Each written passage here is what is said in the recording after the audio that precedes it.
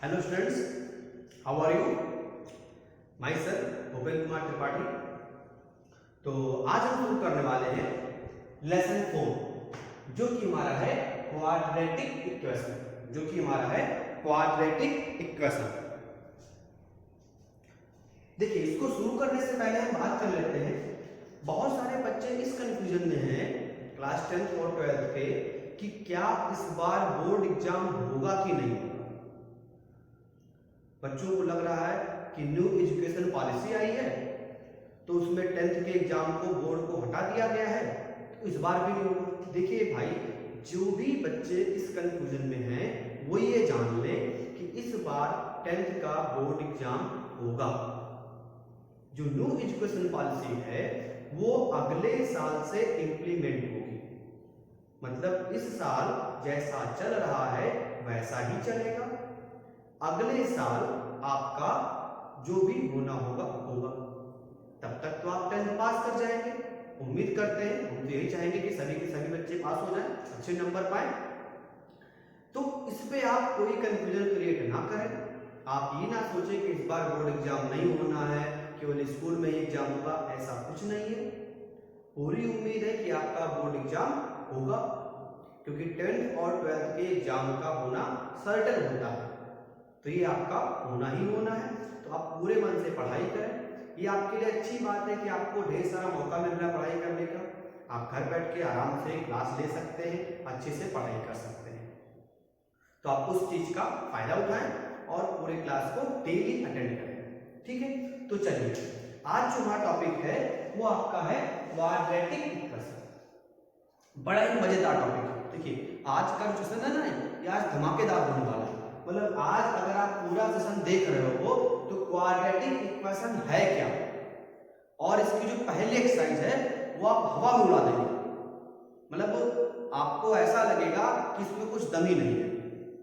बस आप पूरे मन से वीडियो को देखिए। चलिए देखते हैं अब हमसे क्या कह रहा है क्वाड्रेटिक इक्वेशन।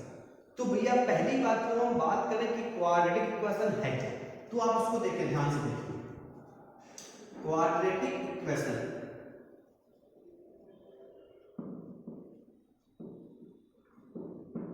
देखिए, any equation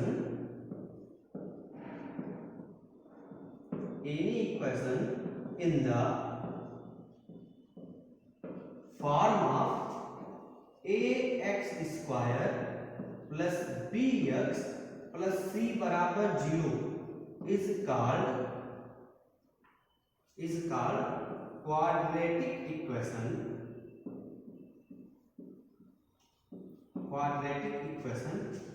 and a b c are real numbers and a does not equal to 0। ये बहुत इंपॉर्टेंट है। a does not equal to 0 मतलब कोई भी इक्वेशन जो इस फॉर्म में है, ax square plus bx plus c बराबर 0 के फॉर्म में है, और a b और c क्या है, रियल नंबर है, तो वो हमारी बन जाएगी क्वाड्रेटिक इक्वेशन। पहली बात।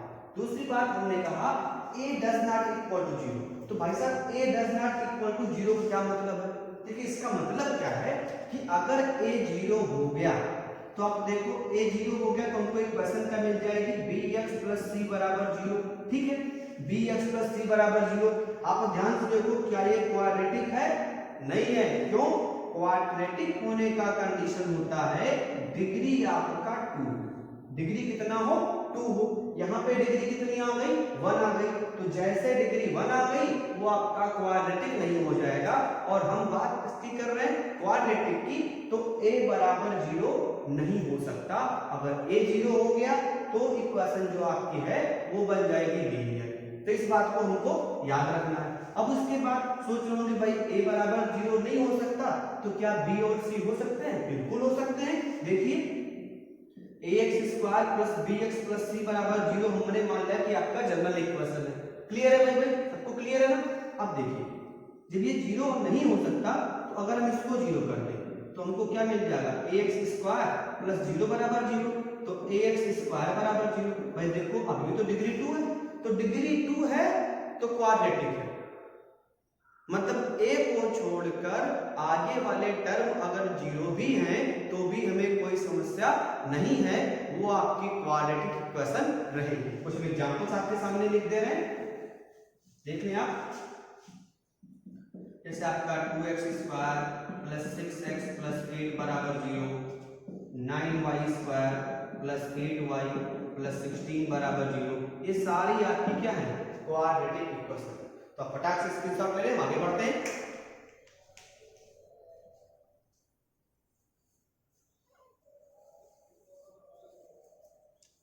चलिए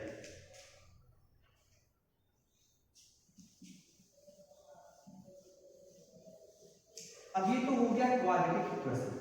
हम पहले चर्चा कर लेते हैं कि इस चैप्टर में हमको पढ़ना क्या क्या है, ठीक है। क्योंकि हम जाने रहेंगे कि हमको पढ़ना क्या क्या है, तभी तो अच्छे से पढ़ पाएंगे। तो चैप्टर आपका क्लियर हो गया है क्या भाई, क्वाड्रेटिक इक्वेशन है। क्वाड्रेटिक इक्वेशन क्या है वो भी आपको क्लियर हो गया। अब हम बात कर लेते हैं कि इस चैप्टर के अंदर हमें क्या क्या पढ़ना है।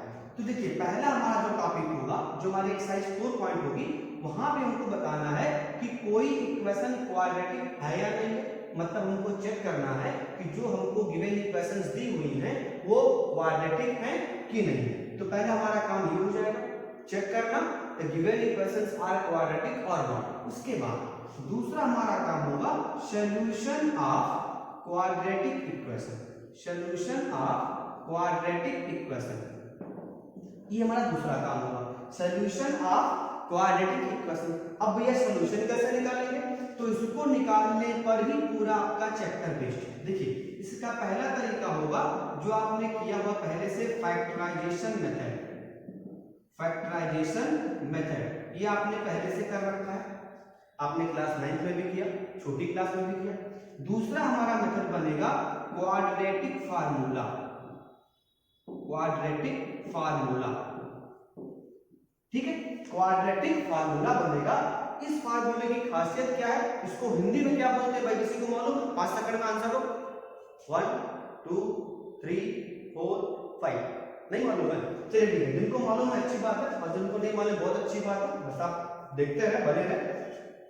क्वाड्रेटिक फार्मूले को हिंदी में बोलते हैं श्रीधराचार्य नियम, श्रीधराचार्य नियम, ठीक है। इसकी खासियत क्या है कि इस क्वाड्रेटिक फार्मूले से हम उन इक्वेशंस का भी सॉल्यूशन निकाल सकते हैं जो फैक्टराइज नहीं होंगी, जो फैक्टराइज नहीं होंगी उनका भी सॉल्यूशन हम इससे निकाल लेंगे। उसके बाद तीसरा हमारा बात आएगा completing square method, completing square method. आप सोच लो भाई ये क्या है, कंप्लीटिंग स्क्वायर मेथड क्या है। देखिए जैसे आपको एक हम हल्का सा आपको एग्जांपल दे रहे हैं, इसे लिखा हुआ है x - 2 का होल स्क्वायर बराबर 0। हम कहें इसका सॉल्यूशन निकालो, तो आप सोचो कि बहुत आसान है भाई, इसको हम क्या कर सकते हैं, taking square root of both side, this becomes x - 2 = 0 and this becomes x बराबर 2। लो मिल गया सॉल्यूशन, तो हमने फटाक से निकाल लिया। तो हम क्या करेंगे, जो आपकी इक्वेशंस दी होंगी उनको हम पहले कन्वर्ट करेंगे कंप्लीट स्क्वायर के फॉर्म में। किसमें कन्वर्ट करेंगे, कंप्लीट स्क्वायर के फॉर्म में। आफ्टर कंप्लीशन हम उसका जीरोज या रूट आसानी से फाइंड कर पाएंगे, और इसी मेथड को बोलते हैं कंप्लीटिंग स्क्वायर मेथड। तो इन 3 मेथड की हमको बात करनी है पूरे चैप्टर में। इन्हीं 3 मेथड पे आपका पूरा चैप्टर बेस्ड है। कुछ हमको मिलेंगे यहाँ पे सबसे जरूरी बातें हैं, वो हमारे होते हैं स्टेटमेंट वाले क्वेश्चन, स्टेटमेंट बेस्ड क्वेश्चन। उसमें क्या होता है, जो आपने चैप्टर 3 में किया था, लेसन 3 आपको याद होगा, आपने पहले इक्वेशन बनाया था, पहले आपने लीनियर इक्वेशन बनाया था, और लीनियर बनाने के बाद आपने x और y की वैल्यू निकाली थी। लीनियर बनाने के बाद आपने x और y की वैल्यू निकाली थी, वही काम यहाँ पे होगा। पहले हमको एक स्टेटमेंट दिया रहेगा, उसको पहले हम ax² + bx + c बराबर 0 यानी कि इक्वेशन के फॉर्म में चेंज निकालेंगे। चेंज करने के बाद हमारे पास 3 मेथड हैं, उन तीनों में से किसी एक को अप्लाई करेंगे और हम निकालेंगे अपने उस इक्वेशन या उस क्वेश्चन का सॉल्यूशन, ठीक है। तो ये हमारा पूरा चैप्टर का सिनेरियो है जो हमको पूरा पढ़ना है, बस आप बने रहें। भाई आप लोग भी थोड़ा सा एक काम करा करें, जो बच्चे नए हैं वो पहले कम से कम चैनल को सब्सक्राइब कर लें, और आप सभी अपने दोस्तों को बताएं कि भाई यहाँ पर मैथ की क्लास चल रही है। अगर आपको लग रहा है कि मैं अच्छा पढ़ा रहा हूँ तो आप उनको रिकमेंड करें, वो भी वीडियोस को देखें। जितना ज़्यादा आप देखेंगे, शेयर करेंगे, उतना अच्छा होगा। लेकिन कम से कम वीडियो को लाइक तो कर ही सकते हो यार। मैं देख रहा हूँ, देखते हैं 153, 160, 180 बच्चे देख रहे हैं और लाइक होते हैं 15-20। अरे भाई जब आप देख रहे हो तो इतनी मेहनत कर रहे हो, गर्मी में पंखा भी इनको बंद करना पड़ता है, एसी सुविधा तो है नहीं, तो फिर आप कम से कम एक लाइक तो करो, उससे थोड़ा अच्छा लगता है। और जिन लोगों ने सब्सक्राइब नहीं किया है वो सब्सक्राइब जरूर कर लें। तो चलिए, हमारा चैप्टर हो गया। अब हमको शुरू क्या करना भी है, हमको बात करनी है एक्सरसाइज 4.1। ठीक है, तो हम 4.1 की शुरुआत करते हैं।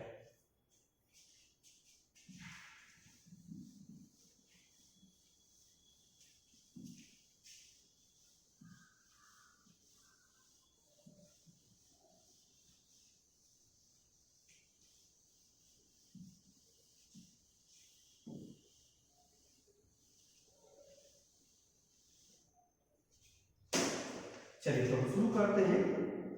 एक्सरसाइज आपकी 4.1 बहुत ही आसान सी एक्सरसाइज है, एकदम हलवा करना चाहिए, मतलब इसमें कुछ आपको करना ही नहीं है।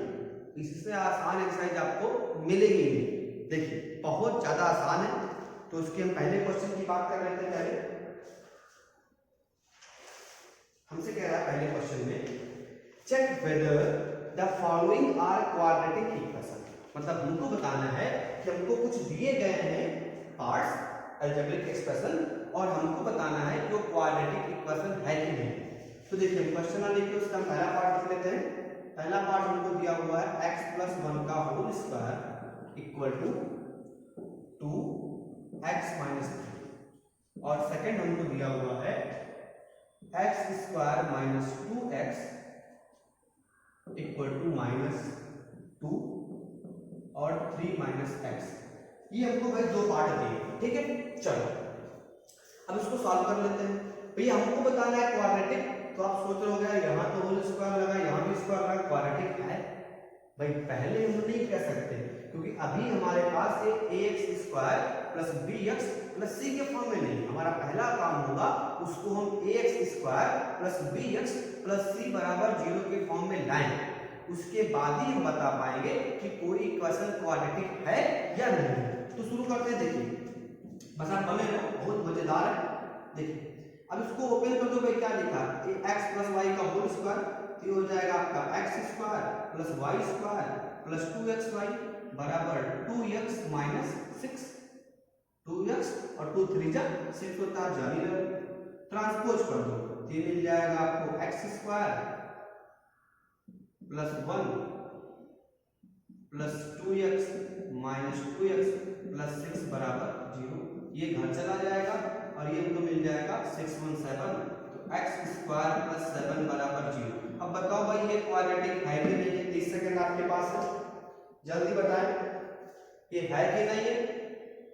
भाई देखो अगर ध्यान से, तो इसको हम ये लिख सकते हैं x² + 0 × x और +7 बराबर 0। अब ये क्या किस फॉर्म में है, ax² + bx + c बराबर 0 के फॉर्म में। तो बिल्कुल दिख रहा है बेस्टी, हमारा ये है। और जब है तो ये भी है, तो मतलब हम क्या कह सकते हैं कि ये आपकी क्वाड्रेटिक इक्वेशन है। ये आपकी क्वाड्रेटिक इक्वेशन है। यही काम करना है, मतलब पहले हमको इसको कंपेयर करके इस तरह से ले आना है, सॉल्व करके हम ले आएंगे। और जब सॉल्व करके हम ले आएंगे तब उसके बाद क्या करना है, जब आपने सॉल्व कर लिया और आप इस फॉर्म में ले आए तो काम बन गया। फटाक से आपने कंपेयर किया, देखा भाई हमारे पास मस्ट कंडीशन क्या है, ये वाला टर्म होना चाहिए, मतलब x² वाला टर्म होना ही चाहिए। क्योंकि अगर x² वाला टर्म नहीं है तो हमारा काम नहीं बनेगा। x² वाला टर्म होना चाहिए, बाकी तो सब खेल है। खेला तो शुरू हो गया। चलिए तो इस पे खेला खेल लेते हैं भाई, इसका खेला शुरू करते हैं। देखो सॉल्व करें तो x² - 2x and this becomes -6 - +2x। Transpose कर ले तो x² - 2x + 6 - 2x = 0 and this becomes x² - 4x plus 6 equal to 0। अब भाई ये तो आपको क्लियरली दिख रहा होगा कि है क्वाड्रेटिक, इसमें तो कुछ करना ही नहीं है, ये तो पहले से दिख रहा है ax square plus bx plus c बराबर 0। तो इसमें तो कुछ भी नहीं करना था, बस आपने हल्का सा दिमाग लगाया और आपने आंसर पाया। तो स्क्रीन से आपने फटाक से फिर हम आगे बढ़ते हैं।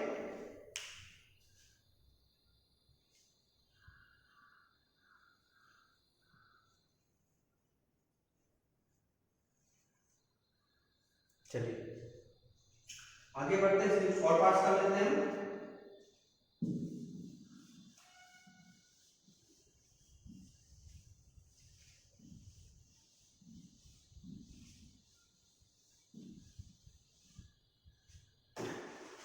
देखिए इसका थर्ड पार्ट हमको दिया हुआ है, थर्ड पार्ट दिया हुआ है x plus 2 x plus 1 equal to x minus 1 और x प्लस 3।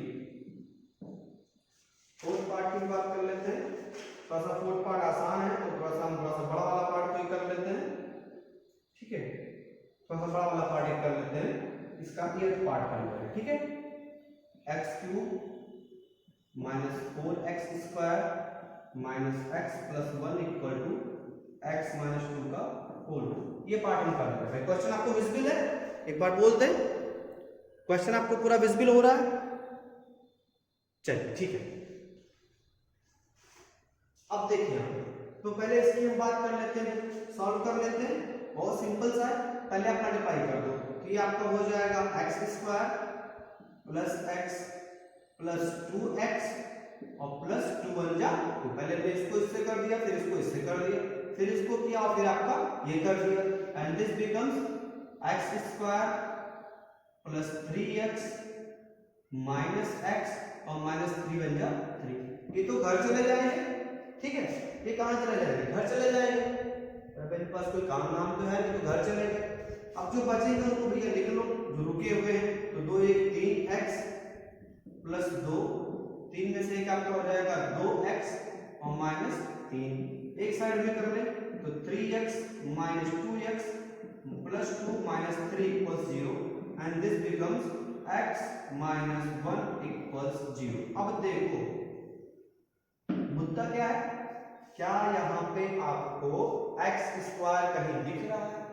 भाई जैसे x स्क्वायर नहीं दिख रहा, हमारा वो क्या होगा, क्वाड्रेटिक कहने का कोई भी मतलब हमारे पास नहीं रहेगा, हमारे पास कोई अधिकार नहीं है कि हम इनको क्वाड्रेटिक कहें, क्योंकि ये x स्क्वायर को कंटेन नहीं कर रहे। मतलब जब तक x स्क्वायर नहीं होगा वो क्वाड्रेटिक नहीं होगा। तो ये पापी इंसान है, इसके पास x स्क्वायर नहीं है, मतलब ये क्वाड्रेटिक नहीं। चलो इस पापी से हम बात नहीं करते, हम आगे आते हैं, जो पुण्यात्मा लोग होते हैं उन्हीं के पास रहेंगे। चलिए आगे बढ़ते हैं, इस पे आते हैं।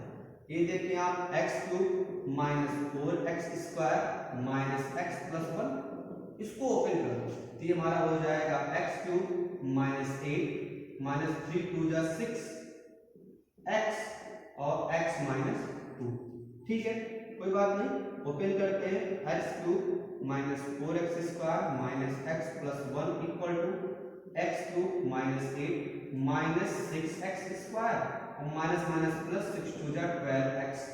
सबको एक साइड कर लो भाई, ये तो महात्मा जी घर चले जाएंगे, ये कोई काम धाम नहीं था तो क्या क्या खिसक लिए, ये चुप्पे से खिसक लिए, ठीक है। अब जो बचे उनको संभालो, तो उनको हम संभाल लेते हैं, माइनस x प्लस 1 और इन वहां से को इधर लाओ तो प्लस 8 प्लस 6x स्क्वायर और माइनस 12x बराबर 0। इन लोगों को थोड़ा सही कर लेते हैं, तो भाई 6 में से 4 जाएगा, 2 बच जाएगा, 2x स्क्वायर हो गया और x यहाँ पर पहले यहाँ पे हो जाएगा आपका 13x और 8 और 1 कितना हो जाएगा 9 बराबर 0। देखो बन गया 0, ठीक है ना, बहुत आसान है भाई, बढ़िया से। अब देखो भाई ये वहां से x स्क्वायर को रख रहे हैं, पर जैसे ये x स्क्वायर को रख रहे हैं आप आंख बंद करके आगे वाला देखो ही मत, इसमें x स्क्वायर दिखा मतलब ये क्वाड्रेटिक है, आगे हमको चेक ही नहीं करना है, हमको x स्क्वायर मिला क्वाड्रेटिक है। वैसे हम तो यहीं पे श्योर हो गए थे, इस टर्म में श्योर हो गए थे क्वाड्रेटिक है, क्योंकि भाई x³ घर चला गया, x² दिखा मतलब क्वाड्रेटिक है। लेकिन भाई आप तो बोर्ड एग्जाम देने वाले हो तो आपको तो सॉल्व करना पड़ेगा और यहाँ तक देखना पड़ेगा कि भाई क्वाड्रेटिक है कि नहीं है, क्योंकि एग्जामिनर आपको नंबर देगा स्टेप पे, तो आपको स्टेप बाय स्टेप करना है। ठीक है, तो इसका स्क्रीनशॉट लें, फिर हम आगे बढ़ते हैं।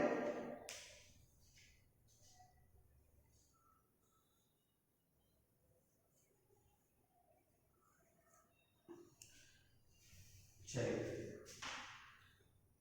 अब भाई इसके क्वेश्चन नहीं करने वाले हैं, बाकी आप इसके सारे पार्ट्स कर लेंगे। अब आते हैं हम उस मेन मुद्दे पर जिसकी हमने आपसे बात की थी, भैया आ गया खेल स्टेटमेंट वाला। ठीक है, अब स्टेटमेंट वाला खेल ही सबसे बढ़िया मजेदार होता है। एक बात का आप ध्यान रखें, यहाँ पे हमको सोल्यूशन तो निकालना नहीं है, तो हमें केवल उसको क्वाड्रेटिक के फॉर्म में लिख देना है। आप चाहो तो सोल्यूशन भी निकाल लीजिएगा, हमें कोई समस्या नहीं है, बट हम आपका केवल क्वाड्रेटिक के फॉर्म में कर देंगे, सोल्यूशन आपको इसमें नहीं निकालना है, हम अगले एक्सरसाइज से सोल्यूशन निकालेंगे। तो देखो भैया पहला क्वेश्चन क्या है, question number 2, represent the following situations in the form of quadratic equation. मतलब जो क्वेश्चन अकॉर्डिंग आपका एनसीईआरटी अकॉर्डिंग है, जो आपको स्टेटमेंट या सिचुएशन दी गई है उनको हमको क्वाड्रेटिक इक्वेशन के फॉर्म में लिख देना है। तो ये हम लिख देंगे, उसमें कौन सी गलत बात है। तो चलिए शुरू करते हैं। पहला क्वेश्चन आप बहुत ध्यान से पहले सुनिए। The area of a rectangular plot is 5 to 8 metre square.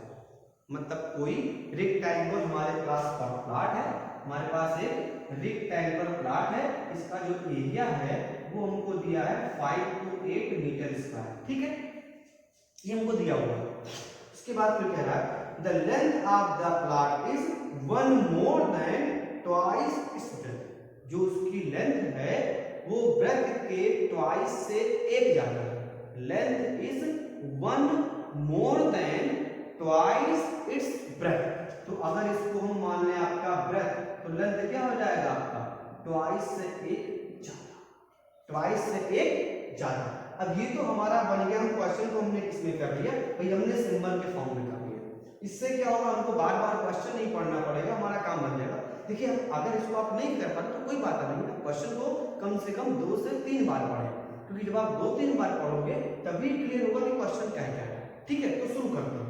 देखिए हम मान लेते हैं ये दूसरे का फर्स्ट पार्ट है भाई, मान लेते हैं let the breadth of the plot, rectangular plot है भाई, ब्रेथ को हम मान लेते हैं x मीटर। ठीक है, तो देयरफॉर लेंथ कितना हो जाएगा भाई, लेंथ आप क्या मिले, क्वेश्चन ने क्या कहा था 1 more than twice its breadth। तो 1 हमने मोर कर दिया और इसके ब्रेथ से ब्रेथ के ट्वाइस से, ये हमारी मिल गई हमको लेंथ। अब भाई सिंपल सी बात है, आप बताओ रेक्टेंगल का एरिया क्या होता है, एरिया ऑफ रेक्टेंगुलर प्लॉट ये कितना हो जाएगा, length into breadth, length into breadth. Area हमको मालूम है 528, लेंथ हमको मालूम चल गया है 2x + 1 और ब्रेथ हमको मालूम है x। इसी को सॉल्व कर दो तो ये बन जाएगा आपका 2x² और प्लस x बराबर 5 to 8। ट्रांसपोज कर दो तो मिल जाएगा 2x² plus x minus 5 to 8 बराबर 0। और यही हमको काम करना था। बड़ा आसान था, देखो मजा आ गया ना, बहुत धमाकेदार होने वाला था। इससे क्वेश्चन को उड़ाओगे ना, आप सोचोगे ये कितना आसान है, मैथ ना बहुत आसान लगेगी आपको, बस आप साथ में बने रहो। ठीक है भाई, तो ये आपको मिल गया। अब आगे चल के इसी को हम सॉल्व करेंगे और सोल्यूशन निकालेंगे। अब क्योंकि अभी तो हमें सोल्यूशन निकालना पड़ा नहीं है, तो हमें खाली इसको इस फॉर्म में करना था। मतलब जो आपका पहला क्वेश्चन था, फर्स्ट था, वो स्टेटमेंट के फॉर्म में था, हमने उसको क्वाड्रेटिक इक्वेशन के फॉर्म में कर दिया। अब आगे जब हम पढ़ेंगे एक्सरसाइज, तो वहां पे इसको सॉल्व करके इसका लेंथ और ब्रेथ निकालेंगे। ठीक है, जो आप फटाक से स्क्रीनशॉट लें, हम आगे बढ़ते हैं।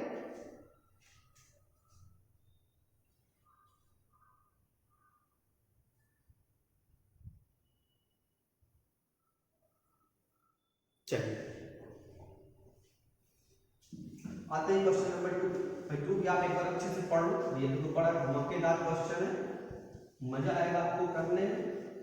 बस आप साथ में बने रहोगे तो बड़ा मजा आएगा आपको। वीडियो को लाइक भी जरूर कर देना, इतना बड़ा पाप मत करना कि लाइक नहीं करोगे तो आप बहुत बड़ा पाप करोगे। तो आपको ना करें, लाइक जरूर करें। चलिए देखते हैं क्वेश्चन नंबर 2 देखते हैं। देखिए कह रहा है the product of two consecutive positive integers is 306। Two consecutive positive integers is 306। We need to find the integers. हमें तो यहाँ पे एक्सप्रेशन लिखना है लेकिन करना पड़ेगा। भाई देखो प्रोडक्ट आपको कितना दिया है, आप इसे कोने में कहीं लिख लो। प्रोडक्ट हमको दिया हुआ है 306, ठीक है। अब ये बात आती है कि कॉन्सिक्यूटिव क्या है।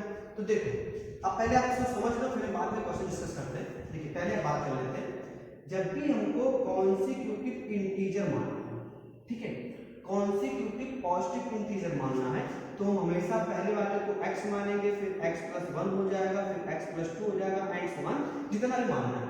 मतलब केवल कॉन्सिक्यूटिव पॉजिटिव इंटीजर मानना है, कोई लगाए, ठीक है। हो सकता है आपसे कहते हैं भैया कॉन्सिक्यूटिव इवन इंटीजर मानो या इवन पॉजिटिव इंटीजर मानो। तो जब भी इवन कहेगा या कॉन्सिक्यूटिव ऑड पॉजिटिव इंटीजर बताओ, ऑड पॉजिटिव इंटीजर बताओ। तो भाई जब भी ऑड या इवन कहेगा तो आप पहला मानोगे x और दूसरा हो जाएगा x + 2 फिर x + 4 डॉट डॉट डॉट। मतलब ऐसे करना, समझ रहे हो ना। मतलब ऑड कहे या इवन कहे तो आप ऐसा मानोगे, और नॉर्मल सा कहे कि पॉजिटिव कॉन्सिक्यूटिव इंटीजर तो आप इसको मानोगे। दो तरीका मानने का निकला आपके पास। ऑड इवन कहेगा तो हम ये मानेंगे, और नॉर्मल कहेगा तो हम ये मानेंगे। हमारे इस क्वेश्चन में नॉर्मल कहा गया है, लेकिन इसको भी याद रखें क्योंकि भैया 10th क्लास में हो, जरूरी नहीं कि एनसीईआरटी का सेम टू सेम आपको क्वेश्चन मिल जाए। क्या बोलते हैं आप लोग, ये बोलते हैं ना वर्ड इवन उसी तरह का हो, सेम टू सेम, तो वो आपको ध्यान रखना है।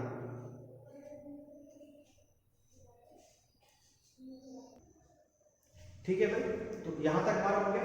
अब यही मुद्दा आपको ध्यान रखना है कि अगर आपको कॉन्सिक्यूटिव इंटीजर्स मानना है तो हम ऐसे मान के चलेंगे, अगर इवन और मानना है तो हम ऐसे मान के चलेंगे। अब इस क्वेश्चन में हमको कॉन्सिक्यूटिव इंटीजर कहा है तो उसी की हम बात कर लेते हैं। चलिए क्वेश्चन थोड़ा सा सॉल्व कर लेते हैं, ठीक है। चलिए देखिए हम मान लेते हैं पहला क्वेश्चन नंबर सेकंड पार्ट आपका है, लेट फर्स्ट इंटीजर या first positive integer equal to x, therefore second integer ये हमको मिल जाएगा x + 1, ठीक है। अब क्वेश्चन में क्या करना है, प्रोडक्ट आपको दिया हुआ है तो अकॉर्डिंग टू क्वेश्चन आपको मिल जाएगा x + 1 इक्वल टू 306, ठीक है। और ये मिल जाएगा x² + x + 1 sorry x² + x equal to 306। Transpose कर दें, x² + x - 306 equal to 0, and this is the required quadratic equation. बहुत आसानी से आपका आ गया। बस आपको ध्यान रखना है कि आप कैसे एज्यूम करेंगे। देखो मैथ में पढ़ रहे हैं तो मैथ में बहुत सारी चीजें एज्यूम कर लेते हैं और एज्यूम से ही शुरुआत करते हैं। तो जब स्टेटमेंट वाला आप कर रहे हैं, यहाँ पे सबसे इंपॉर्टेंट होता है how to start the question and where to start. मतलब कैसे करें और कहां से करें। अगर आप कैसे करें और कहां से करें पकड़ ले रहे तो ये बहुत ही आसान होगा, ठीक है। चलिए स्क्रीनशॉट लें, आगे बढ़ते हैं फिर।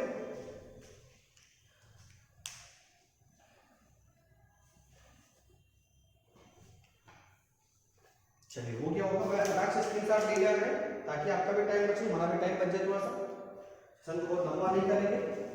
आप वीडियो को लाइक जरूर करें और मेरे चैनल को सब्सक्राइब कर लें। जो लोग अभी नए हैं, सब्सक्राइब नहीं किए हैं, वो जरूर कर लें और वीडियो को आप शेयर भी कर दें ताकि ज़्यादा से ज़्यादा लोग इसका फायदा उठा पाए।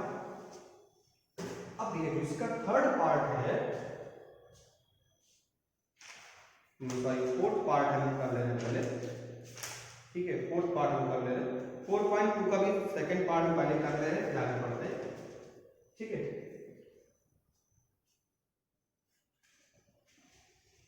सेकंड पार्ट इसका कर रहा है, third part sorry. Rohan's mother is 26 years older than him. The product of their ages 3 years from now will be 360. तो पहले आप क्वेश्चन पढ़ो। Rohan's mother is 26 year older than him, मतलब जो रोहन की माता जी हैं वो रोहन से 26 years ज्यादा है, ठीक है। 26 years ज्यादा है। The product of their edges 3 years from, मतलब आज के 3 साल बाद दोनों की एज का जो प्रोडक्ट होगा will be 360। We would like to find Rohan's present age, हमको प्रेजेंट एज निकालना है, मतलब हमको इक्वेशन बनाना है। तो देखिए भाई, जब भी हम यहाँ पे इस तरह क्वेश्चन सॉल्व करते हैं हमेशा हम मान के चलते हैं प्रेजेंट एज। तो आप देखिए थर्ड पार्ट की बात कर रहे हैं, let Rohan's mother's present age, या रोहन की एज मान लेते, थोड़ा आसान पड़ेगा। Let Rohan's age equal to x years, Rohan की हमने प्रेजेंट एज का मान लिया एक्स ईयर, तो देयरफॉर हिज मदर्स एज ये कितना हो जाएगा भाई, x + 26। क्यों हो जाएगा, क्योंकि क्वेश्चन ने कहा है कि रोहन की माताजी रोहन से 26 इयर्स ओल्डर है, मतलब बड़ी है, तो हमने बड़ा कर दिया। अब फिर क्वेश्चन क्या है, 3 years फ्रॉम नाउ, मतलब आज के 3 साल बाद। तो भाई सिंपल सी बात है, आज आप कितने साल के हो, जितने साल के हो उसमें 3 जोड़ लो, तो 3 साल बाद क्या होगा, आपकी एज बढ़ तो जाएगी, तो उनकी एज बढ़ा देते हैं। तो देख लेते हैं, नाउ 3 years फ्रॉम नाउ, आज के 3 साल बाद रोहन जी की एज कितनी हो जाएगी, रोहन से कितना मिल जाएगा हमको भाई, x + 3, और उनकी माता जी की एज कितनी हो जाएगी, रोहन से मदर एज हो जाएगा आपका x + 26 + 3, और ये बन जाएगा हमारा x + 29। ये तो हमारा बन गया।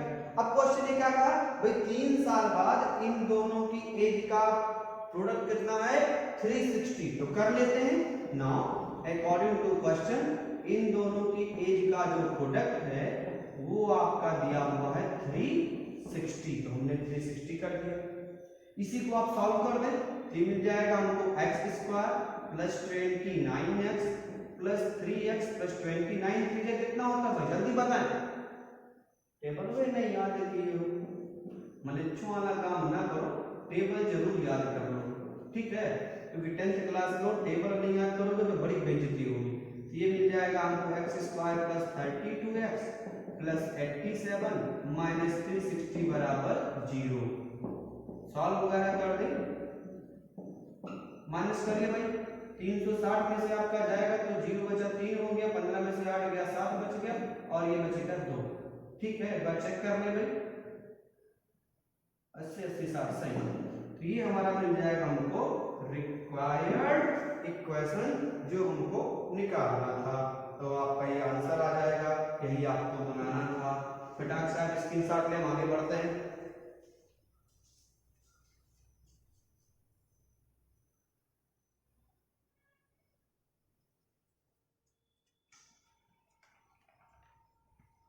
चलिए तो हो गया होगा, आई होप आप सबको समझ में आ रहा होगा। ठीक है, अगर कोई भी समस्या है तो आप जरूर पूछिएगा, आप कमेंट बॉक्स में आके कमेंट करेंगे, मैं आपके सारे क्वेश्चंस का आंसर दूंगा। आप बिल्कुल उसमें डरे ना, बिल्कुल शर्माए ना, जो भी समस्या है उसको आप आराम से पूछें बिना किसी हिचकिचाहट के। ठीक है, चलिए एक आपका 4th पार्ट भी कर लेते हैं जो कि बहुत ज्यादा इंपॉर्टेंट है, और उस तरह का क्वेश्चन आपका एक एज वाला और एक जो मैं करवाने जा रहा हूँ ट्रेन वाला, ये मिलना ही मिलना है, मतलब ये गांठ बांध लो कि ये आपको जरूर मिलेगा। ठीक है, मतलब बीजाणु की मोस्ट इंपॉर्टेंट क्वेश्चन में से एक है। बस इतना चेंज है कि यहाँ पे उसको हम सॉल्व नहीं करेंगे, केवल हम इक्वेशन बनाएंगे और अगले एक्सरसाइज में सेम क्वेश्चन हम सॉल्व करेंगे, बस को हल्का सा आपका डिजिट का फेल होगा। ठीक है, देखते हैं। देखिए, अ train travels a distance of 480 kilometre at a uniform speed. भाई कोई ट्रेन है, वो 480 किलोमीटर की डिस्टेंस ट्रेवल करती है, ठीक है, एक यूनिफॉर्म स्पीड से, मतलब उसकी स्पीड क्या है, फिक्स है, कुछ भी आपका जो भी होगा नहीं मालूम, लेकिन कुछ है।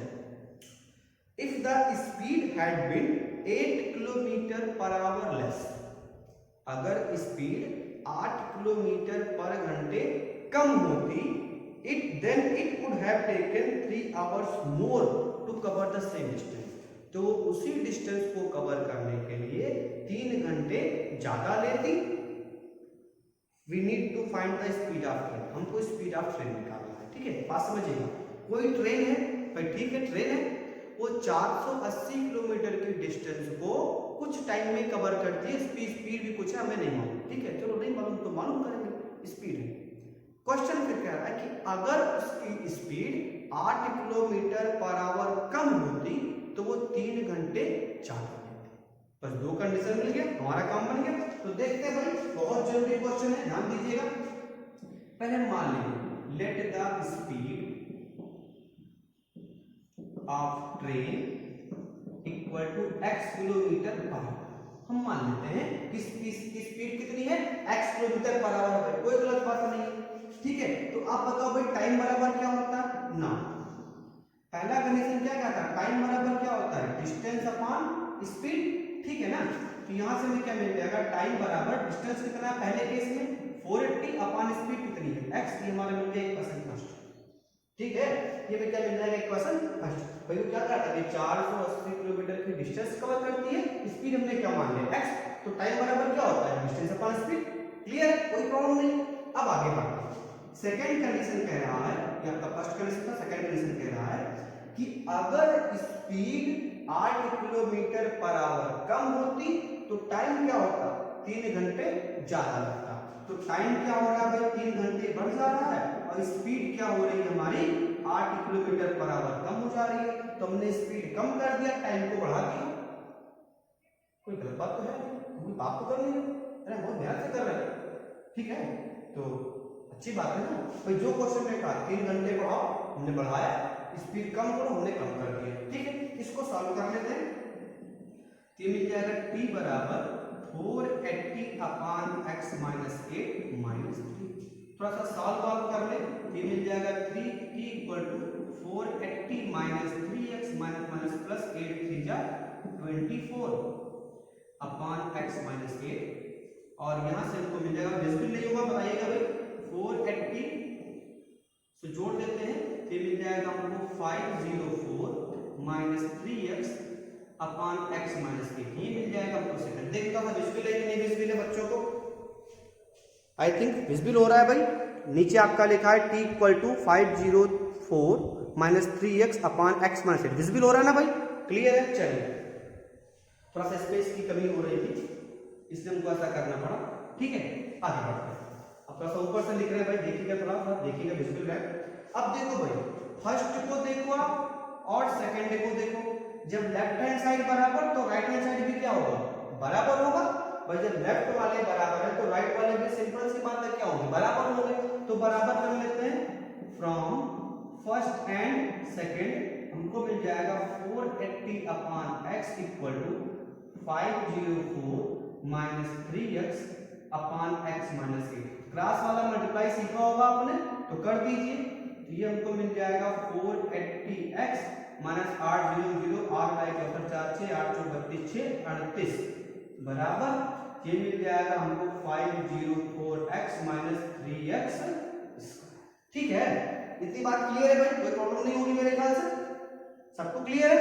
चलिए आगे बढ़ते हैं, सबको लेफ्ट साइड में कर लो।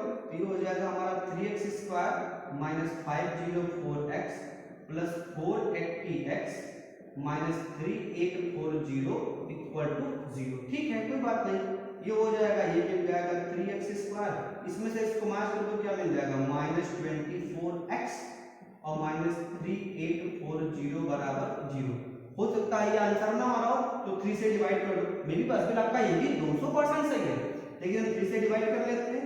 ये मिल जाएगा आपको x square minus 8x minus 3 1 जा 3 3 2 जा 6 3 8 जा 4 1280 बराबर 0, और ये हो गया हमारा आंसर, ठीक है। तो भाई बड़ा फसा लेंदी क्वेश्चन था ये।